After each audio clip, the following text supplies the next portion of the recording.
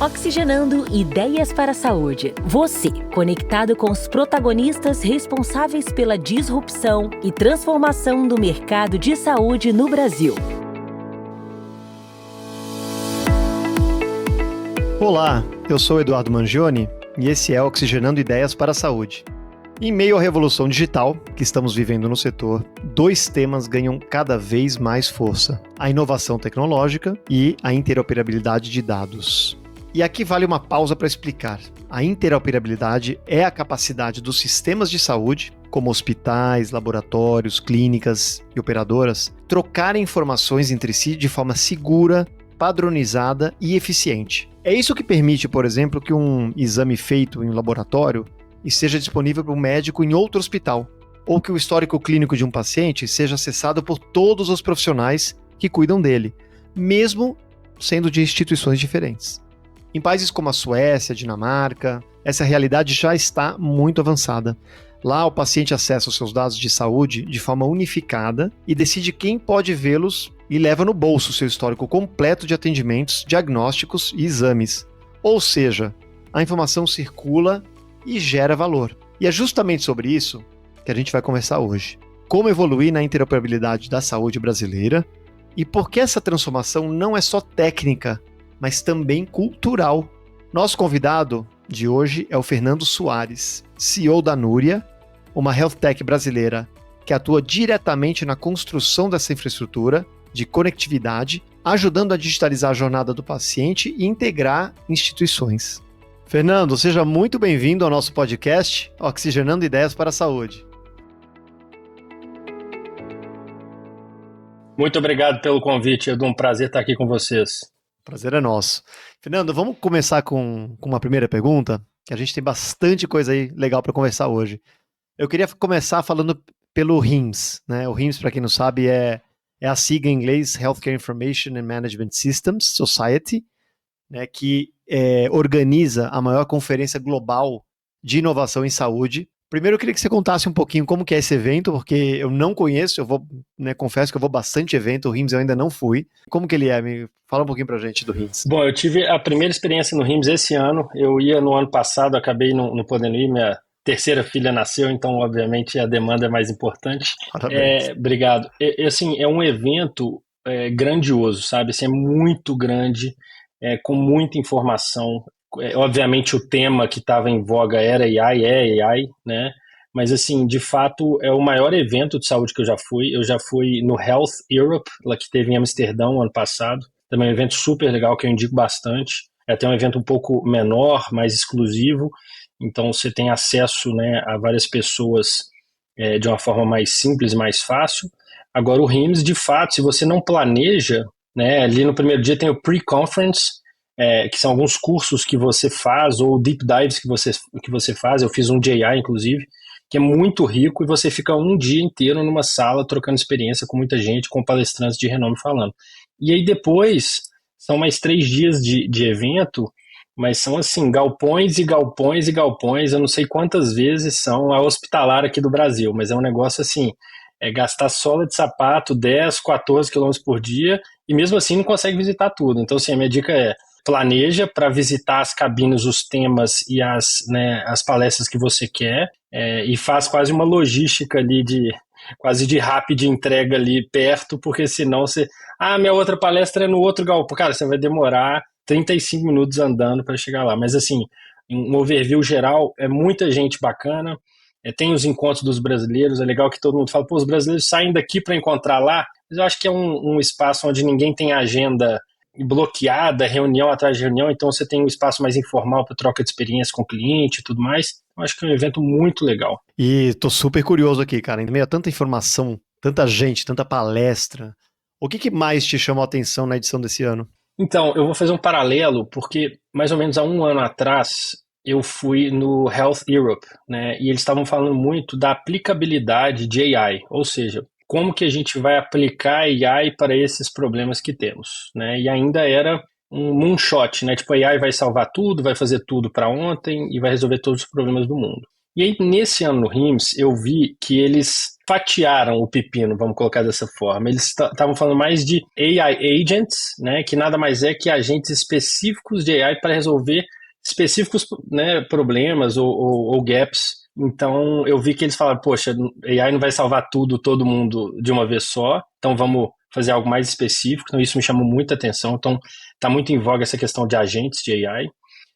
E outra, a aplicabilidade que o ano passado eles estavam falando de copilot, né, de transcrição junto ao médico, para que o médico não gaste 50% do seu tempo transcrevendo como foi a consulta, anamnese e tudo mais. E eu já comecei a ver cases reais, né, de algumas startups, de algumas empresas de renome utilizando isso, né? Tem a Poly AI e alguns outros exemplos, mas que de fato eles, né, eu vi uma palestra de CMIOs, onde os médicos estão começando a perguntar, quando eles são contratados nos grandes grupos, como o Sutter Health, inclusive foi da Sutter Health lá da Califórnia, nos Estados Unidos, que o médico pergunta, fala, vocês já têm Copilot? E qual Copilot é? Então, numa entrevista de emprego, ele já pergunta qual que é a tecnologia que ele tem acessível para utilizar. Então, já é um leap, né? Já é um pulo que você fala, pô, de um ano para cá, eles já perguntam o que está usando para saber se eu vou topar ou não. Não, muito bacana.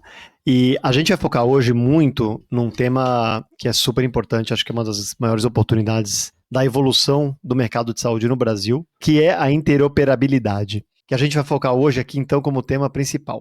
Lá no RIMS, por acaso apareceu esse tema, ele foi foco de debate em algum momento, porque eu sei que dividir a atenção com a AI não está fácil, né? AI já é predominante aí desde o ano passado, principalmente, né? Mas sem dúvida, provavelmente nos próximos anos ainda vai continuar sendo a cadeira mestre, vai ser AI. Mas teve algum espaço, teve algum momento para falar sobre esse tema específico? Com certeza, Edu. Assim, é um dos grandes gaps, né? Eu acredito, eu posso falar da área de saúde, que eu estou aqui há 13 anos, então, assim, é um dos grandes gaps da área de saúde e, na minha opinião, ainda vai continuar sendo e de uma escala global, né? Então, assim, a interoperabilidade, que, né, se a gente for conceituar, tem vários conceitos, mas é a troca de informações entre vários sistemas, né, de forma unificada, padronizada, a gente vê que além de ser um gap na visão prestador, é um gap na visão fonte pagadora, é um gap para a gente entregar uma experiência melhor para o paciente. Então, é geral, é geral. E eu via a mesma pauta na Europa um ano atrás, em 23, né, em 24, desculpa, esse ano aqui no RIMS, lá em Las Vegas. Então, assim, é claro que talvez a cada 10 temas, 7 ou 8 eram AIs, mas um dos 10 com certeza era interoperabilidade, né?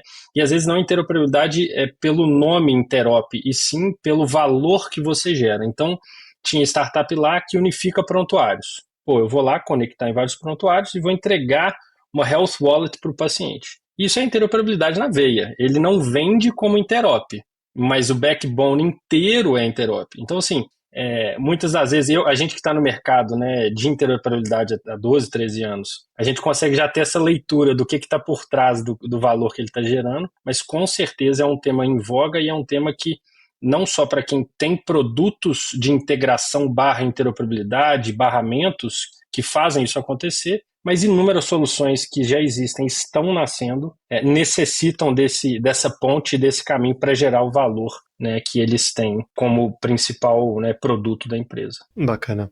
É interessante entender, né, a gente refletir que o desafio Brasil não é só Brasil, né? Realmente você acabou de confirmar, né?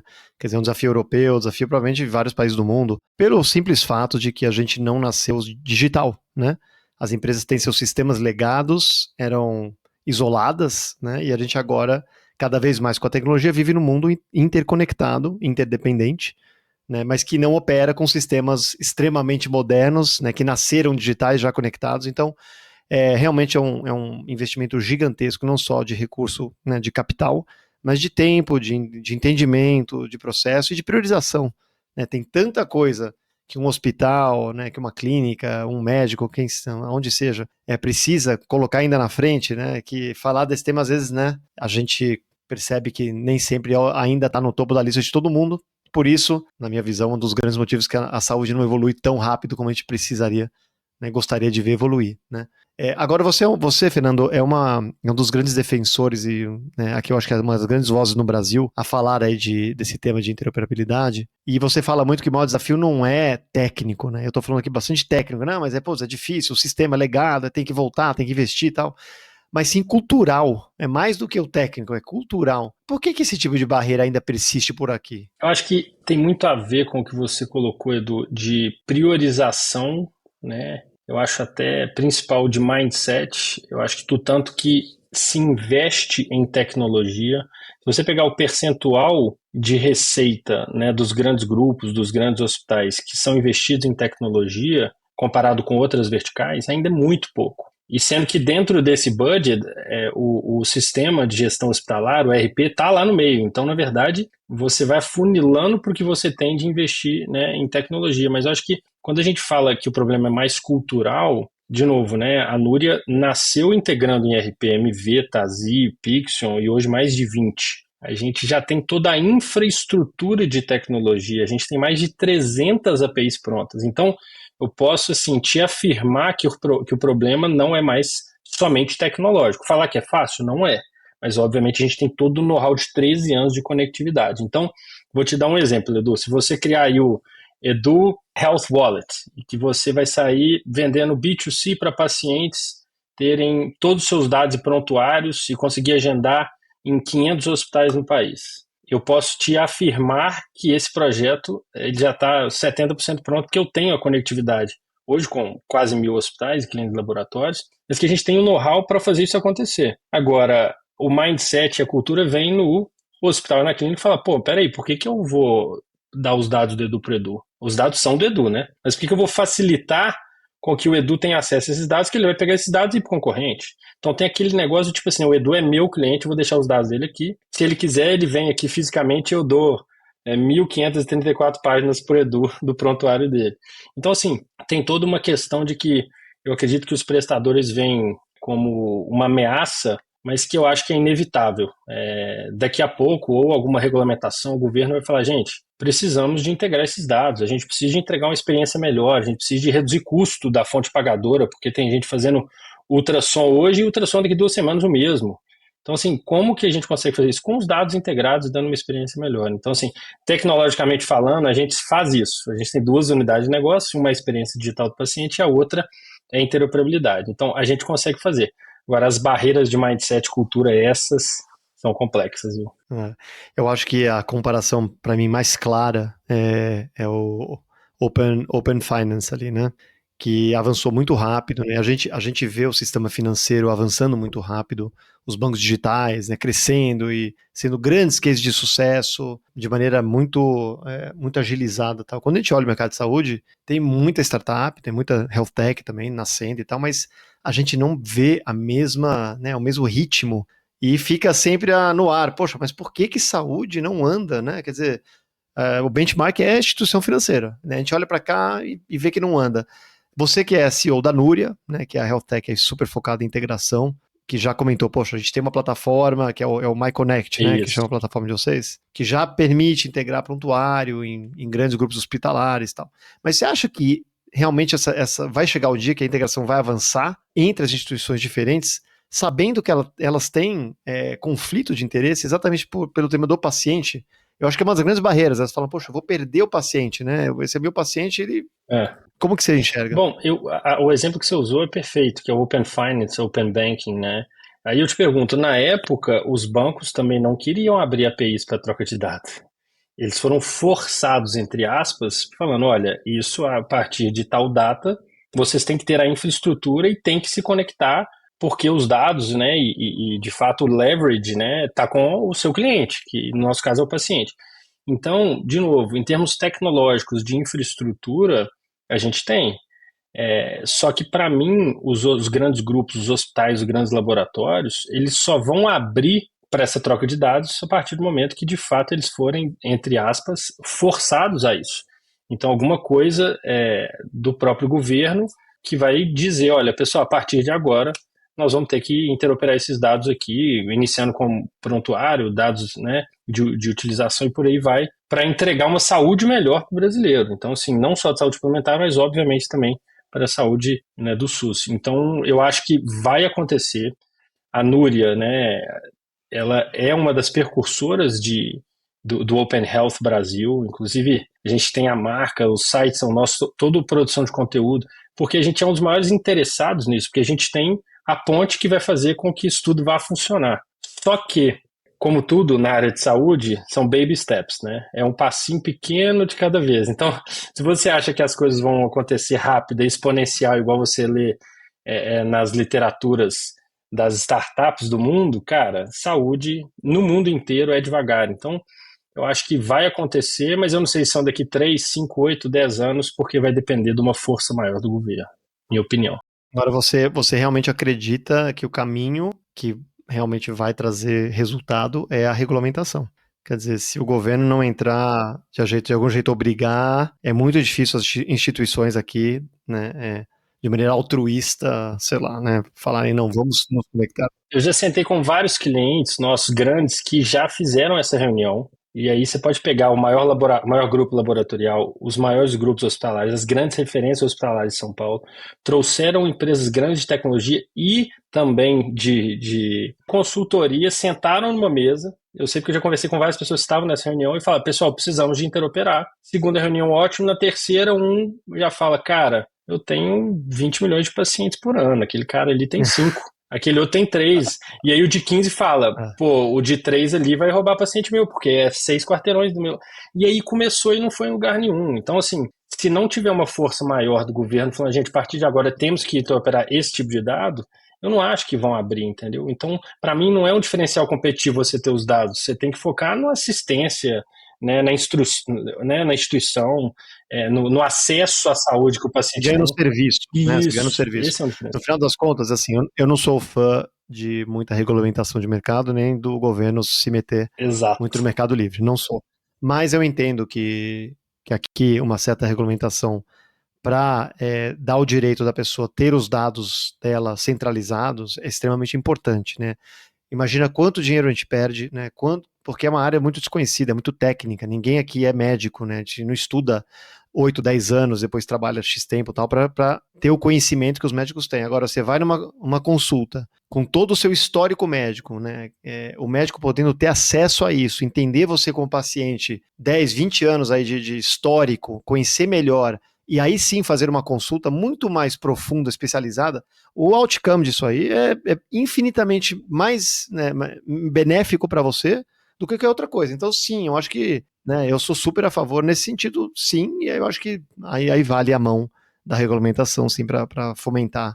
Eu tenho exatamente, desculpa te cortar, eu tenho exatamente a mesma ideia. Porque qualquer empresa privada, seja de tecnologia ou não, que espere alguma ação do governo para que o seu produto dê certo, você já morreu, né? Então, assim, não sou de regulamentação, muito menos de esperar o governo fazer algo, mas eu só acho que se eles não fizerem isso, os prestadores não vão interoperar, né? E eu também acho que a fonte pagadora não vai integrar direto com os prestadores. E o que você falou é interessante porque, assim, nós estamos em pleno 2025 e eu pergunto, né, como que nós pacientes, todos somos pacientes, a gente não tem minimamente os nossos dados na palma da nossa mão. É surreal isso. E aí você vai num médico aqui, um ano depois te indica um outro médico, você zerou o joguinho, você começa do zero. E você nem lembra, nem Cara, você lembra mais o que exatamente. você fez há 10 anos atrás de exames não, e tal. E com IA, Edu, é tipo assim, cara, você tem aqui 150 páginas, o médico vai perguntar para IA, cara, me dá esse ponto, esse. Dá o resumo. Cara, e dá o resumo inteiro em 15 segundos rapidinho, ele vai atender, claro. é o que você falou, ele vai ser laser focus no que ele tem que fazer, mas com todo o background que ele precisa de ter. Então, assim, eu não tenho dúvida que isso vai acontecer, mas a gente não sabe quando, porque precisa desse push aí. Sabe o que eu queria que você comentasse pra gente? Na prática, né? Vamos pegar um exemplo prático aí pro nosso ouvinte entender melhor. Um exemplo sobre interoperabilidade que vocês já têm, né, que a Núria já colocou em prática, para que a gente possa, né, descer um pouco do conceito e falar um pouco da realidade. Excelente. Bom, posso dar assim, vários exemplos. Eu vou dar um exemplo interno e um exemplo com um grande parceiro nosso. O exemplo interno é um grande grupo, né, que tem mais de 50 unidades, e ele tem 50 bancos de dados diferentes, ou seja, são 50 hospitais e clínicas diferentes, em localidades diferentes, e cada unidade tem o seu banco de dados, ou seja, as informações e os dados estão todos fragmentados em 50 unidades. Eu conecto nessas 50 unidades, eu trago para o meu barramento, eu padronizo isso e eu entrego toda a agenda das 50 unidades de forma unificada para que o call center das 50 unidades e o call center que está no local, né, em conjunto consiga ver os horários vagos das 50 unidades. Então isso é interoperabilidade na veia, dados sendo trocados em real time, padronizados, né, e é um ganho absurdo na experiência do paciente, onde antes ele não conseguia ver as 50 agendas, hoje ele consegue. O call center conseguia ver só a agenda da unidade dele, 3. Hoje ele fala assim com o paciente, não, aqui não tem cardiologia essa semana, mas na unidade 4, que é aqui do lado, tem. Então a gente, cara, criou, assim, de fato, uma rentabilidade, uma experiência do paciente muito melhor por ter conectado e interoperado dados de agendamento de 50 unidades. Então essa é de um produto nosso de agendamento. Um outro exemplo, que é um grande parceiro, que é a Memed. A Memed hoje, né, é o maior player de prescrição digital do país. E o que ele faz? Né? Ele dá uma ferramenta para o médico fazer a prescrição digital. Eu estou sendo bem simplista na solução, porque tem toda uma inteligência por trás gigante. E nós, pacientes, recebemos lá, seja via SMS, WhatsApp, a prescrição digital, né, para a gente ir na farmácia, que já está conectado, e já comprar seu remédio. Legal. Eles cresceram muito, né, através de parcerias de sistemas e B2C, e eles também, nos últimos anos, cresceram muito através do B2B, né, vendendo essa solução, na verdade, não é nem vendendo, se tornando parceiro de hospitais grandes e grandes grupos. Aí você tem, de um lado, o hospital que quer a melhor solução de prescrição digital, mas precisa de se integrar no RP, né, no MV, no TASI, no Pixel. E tem, do outro lado, uma health tech, que o core business deles é prescrição digital. E ele não sabe integrar em MV e TASI, porque de fato não é trivial, não é simples, não é fácil. Aí entra a Núria. A gente conecta em um hospital, padroniza aquilo ali para a Memed, em uma API, a Memed consome e troca esses dados. Então, uma vez que o paciente fez na Memed, eu já mando para o paciente e já gravo no MV, no TASI, aquela prescrição fica ali também para o hospital. E hoje a Memed tem uma API de prescrição com a gente, integrada em mais de 50, 60 hospitais no Brasil inteiro. Então isso também é interoperabilidade na veia, trocando dados, né, em real time. Muito legal. Ô Fer, qual que é a sua aposta para o futuro da saúde conectada no país? Eu, pessoalmente, acredito muito na necessidade urgente da interoperabilidade se tornar uma realidade aqui no Brasil. E eu queria que você deixasse um recado para quem ainda enxerga esse tema como custo, né? A interoperabilidade como custo, não como investimento. Qual que é o argumento mais poderoso? Qual que é o pitch aí, né, que você costuma usar para realmente convencer essa turma? 13 anos vendendo tecnologia para hospitais, clínicas e laboratórios, eu aprendi que a TI, o CTO, ele é um grande aliado seu, sabe? Porque tem a visão de que ele vai te comprar tecnologia para ter um barramento, proteger os dados, ter acesso à inovação através de APIs, fazer POCs e tudo mais, né, segurança, compliance e tudo mais. Só que do outro lado tem a visão de geração de valor que aquilo faz. Então, assim, você pega o case da Memed que eu falei. A gente basicamente é o backbone de integração de prescrição digital. Mas o valor que a gente, enquanto parceiro, está gerando, para a Memed, a integração rápida, em 3 dias está funcionando. E para o hospital poxa, o meu médico, quando abre aqui no MV, no TASI, ele consegue ver a prescrição, ele não tem que entrar no outro lugar para ver. Então, assim, eu acredito muito no argumento de geração de valor. Então, a tecnologia é nosso aliado, mas a gente tem que entender para onde que a gente está, de fato, gerando valor para essa instituição. É para o paciente, é para o médico, o corpo clínico, quem que está? E aí, sim, eu acho que o pitch começa a ficar mais aderente, que você não está vendendo tecnologia per se, você está vendendo uma geração de valor que aquela tecnologia dá. Agora, de fato, convencer os CTOs, os CEOs, os C-levels, né, a investir em tecnologia e a investir em interoperabilidade no barramento, tem que transcender a tecnologia em si e tem que ver qual que é o impacto disso no negócio. Eu acho que a gente está, né, não estamos num mercado agora de vacas gordas, pelo contrário, eu acho que tem muita oportunidade, mas estamos ainda recuperando aí de uma ressaca de uma crise. Então, eu acho que a gente tem que entender onde que vai diminuir seu custo e onde que vai aumentar sua receita. São dois motivos que qualquer empresa compra algo de alguém. Então, a tecnologia é o que vai transformar esse indicador para o nosso cliente. Então, olha, eu vou colocar essa tecnologia, eu vou interoperar esses dados, eu vou impactar esses pacientes e logo sua receita tende a aumentar aqui de 5 a 7% por causa disso. Opa, aí eu ganhei a atenção deles. Se eu for lá só vender um barramento para conectar alguém com alguém, eu nunca vou vender. Muito bom, Fernando. A gente tem uma segunda parte aqui do podcast, uma parte final, que a gente faz um jogo rápido, um bate-bola, para também conhecer você como pessoa. Vamos lá? Vamos, claro. Pronto? Pronto. Bora. Então, legal. Uma primeira pergunta que a gente costuma fazer é: qual hábito novo, ou até antigo, né, que você adquiriu, que melhorou a sua qualidade de vida? Cara, é engraçado, era para ser um bate-bola, né?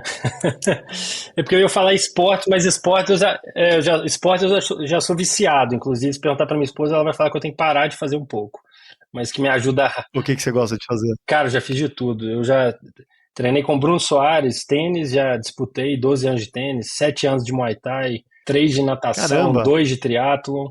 Aí eu fiz 7 anos de CrossFit e tô correndo maratona há 5. Então, Nossa, um pouquinho de cada bacana, que eu já fiz aí. Mas, cara, um hábito novo, que ele é novo porque muda só o parâmetro tempo, que a gente escuta muito podcast de 45 minutos, 1 hora, né? Eu acho que é o default. Cara, mas eu encontrei um outro podcast que chama Acquired. Eu não sei se você já ouviu falar. eu já ouvi falar. Cara, Já. eles estudam profundamente um business como Nike, como Rolex, como qualquer empresa que está se despontando há décadas, leem 10 livros, conversam com 30 pessoas e fazem um podcast de 4, 5 horas.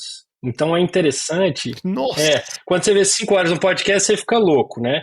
Mas você faz igual série. Você vê 45 minutos um dia e à noite você vê mais 30, 40.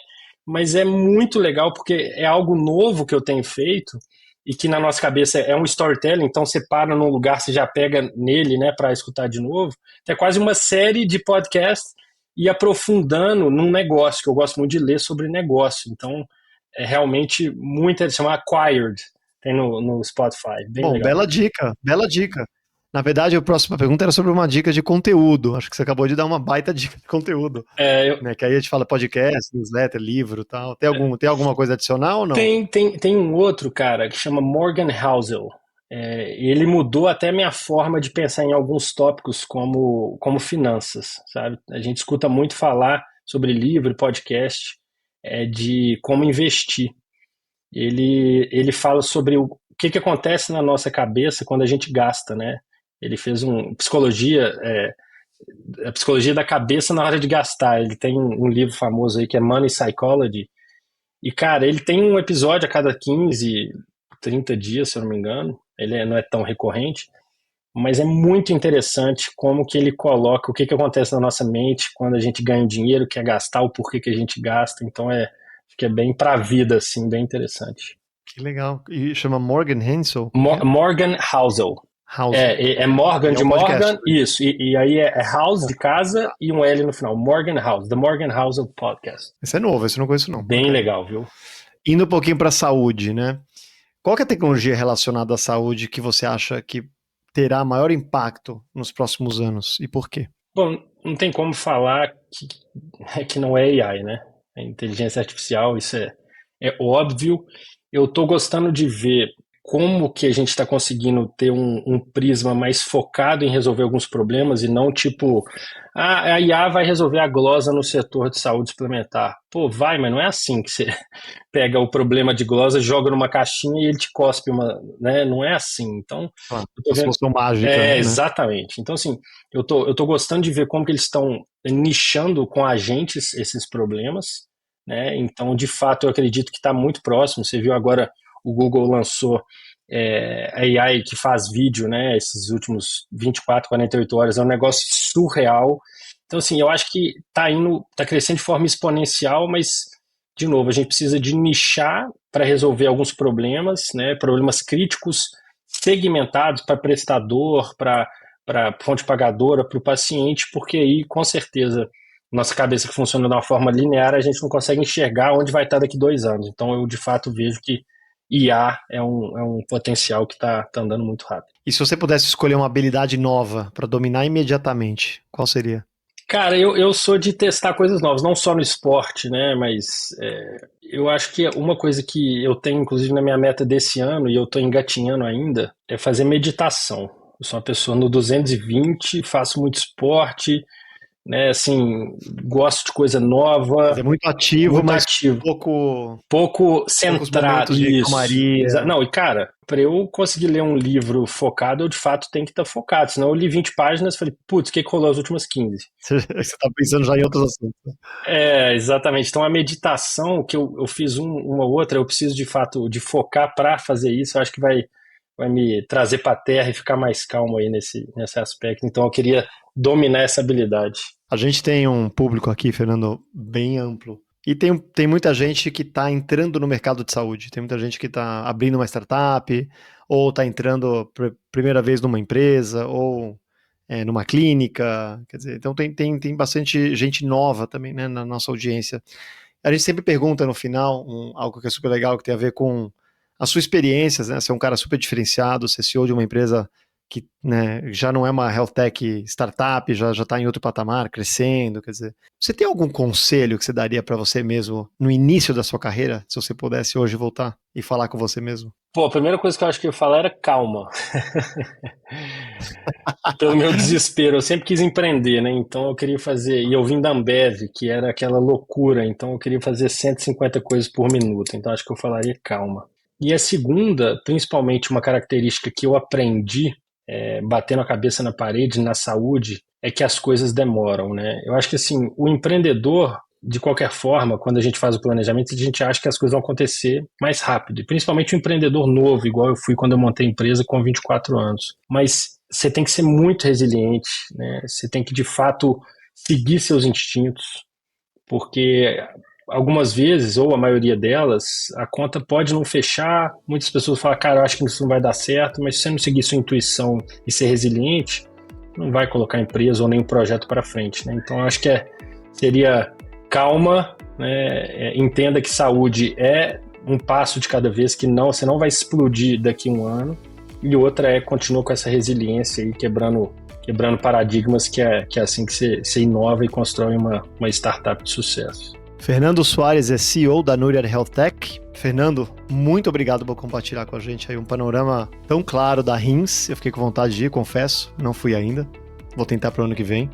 E principalmente da realidade que a gente explorou hoje, né, um pouco dela, da interoperabilidade no Brasil, da sua importância, né, que eu pessoalmente sou torcedor, né, acho que sou um dos grandes empurradores do tema aí, que certamente vai sair do papel e se tornar realidade nos próximos anos. Bom, eu que agradeço, foi um excelente bate-papo, vamos combinar de ir junto para o RIMS ano que vem, e estou à disposição aí, pessoal. Quem quiser saber mais sobre a Núria, entrar no nosso site, nuria.com.br.